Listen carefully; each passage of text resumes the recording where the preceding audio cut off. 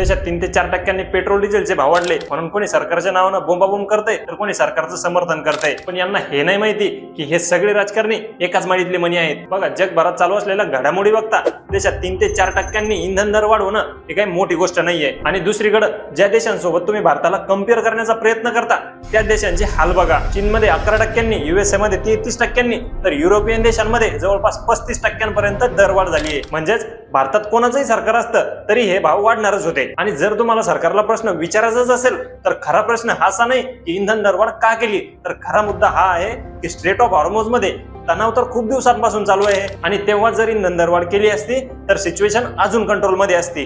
पण का नाही केली? कारण यांना बंगाल जिंकायचा होता आणि इतर काही राज्यांमध्ये इलेक्शन कॅम्पेन्स करायचे होते। वरून आता मोदीजी म्हणतात पेट्रोल डिझेल वाचवा, पण गेल्या महिन्यातच त्या 5 राज्यांमध्ये इलेक्शन कॅम्पेन करताना, प्रचार करताना आणि रॅल्या करताना तेव्हा नाही आली तुम्हाला पेट्रोल डिझेल वाचवायची आठवण? वार तर तेव्हा पण चालू होता। चूक त्यांची नाही, चूक पब्लिकची आहे। कारण खरे मुद्दे बाजूला ठेवून आपण अंधभक्त आणि काँग्रेसी करत बसतो आणि खरे मुद्दे बाजूलाच राहून जातात। माझ्या मताची सहमत असाल तर हा व्हिडिओ रिशेअर नक्की करा आणि पेट्रोल डिझेल वाचवा, कारण समोर अजून खूप अडचणी येणार आहेत।